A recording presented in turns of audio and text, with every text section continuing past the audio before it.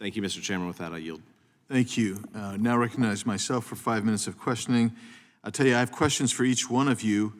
I'm going to probably limit myself to one, and I urge you to be as succinct as possible, yet say what you think is pertinent to it. So I'll start with you, Mr. Alfaro, because one thing you said that really caught my attention is that the restitution that you were awarded wasn't awarded to you, it went to the federal government, and you actually had to litigate to get restitution back as a victim. Did I understand that correctly? Well, sort of. Okay. it was a process. It was a gruesome process, and I hate that anyone has to go through a process after testifying in a criminal or federal trial, and has to explain why they are deserving of the money owed to them. But basically, I went about a year questioning, when will I be receiving the restitution? More time went on. I was told I would be receiving it by Christmas time, and then another year went by, and then they said I would receive it by Christmas time, and then things just kept changing. And so I had to seek out legal counsel just to help me figure out where this money was, and eventually after that, shortly after that, I did receive legal counsel, and I had to contact the other survivors and help them with legal counsel as we went through a second process called the remission process, where they were supposed to be contacted and not one of them were contacted. So I contacted them again, asked them if they had been contacted. They said no, so I connected them with pro bono attorneys as well. Thank you for explaining that, and that's something I think Congress should look into as well. Ms. Bautista, you mentioned something which I am aware of, is the difficulty of getting images removed even after the tech companies are aware that basically their criminal images have been viralized. So can you talk about that for a second? How did you implied that you got some of those removed. How did you get that done? Thanks for that question. The petition, it was currently being petitioned against Apple, well, not against Apple, but asking Apple to remove the child sexual abuse materials online.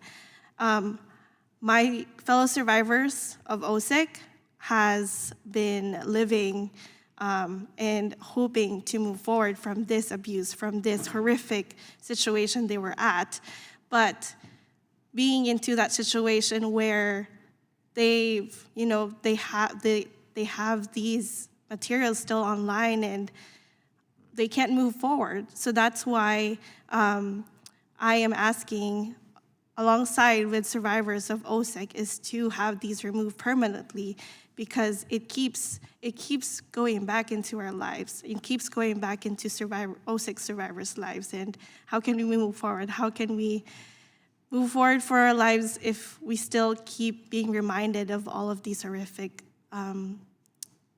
situations? Appreciate that. Thank you for sharing that, and I agree with you. And again, Congress needs to act. Mr. Tanego, I'm reminded as we're listening to this of Section 230 of the Communications Decency Act, which a lot of these platforms hide behind and shelter. Do you have any opinion, or you want to comment on that? Well, I think there's two things I would say to that. Thank you for that question. First, I would say that Section 230 does not protect electronic service providers from their own design decisions. So when they design an app or a platform in such a way that actually encourages or facilitates child sexual abuse and exploitation, then they have no Section 230 protection. But I do think that it's important that the Earn It Act and other legislation address this gap, because the reality is every industry is governed by regulations, and every industry has industry-wide standards. And if they don't meet those standards, then they can be held to account. And it's up to judges, it's up to courts to decide if a company has failed to meet its duty of care or its obligations. But right now, there are no obligations, there are no requirements on the tech sector to build their platforms safe by design, to detect and remove child sexual abuse material. And so what we see is incredibly uneven responses from the tech sector. I think the reality is it's not just about any one company, but it's an industry-wide problem, and that's why you need something like the Earn It Act that can really transform the entire industry's response. Thank you. I'm going to go real quick to Mr. Pizzurro.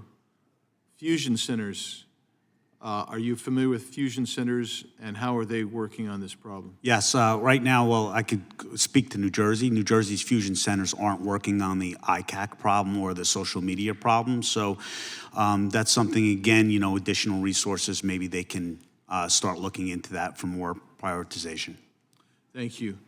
I appreciate all of you being here. We are out of time, and this is an incredibly important subject, and we have all learned a lot, and Congress must act, and I would anticipate that some pieces of legislation, we know that some of them have passed out of the committee in the Senate, but they, we don't have them across the mall yet, and then there are some that we have that I know that we're going to be taking up soon as well. So thank you to the audience, thank you to the witnesses, and thank you to Ms. Dean and my colleagues both sides of the aisle for being here today. With that, we are adjourned.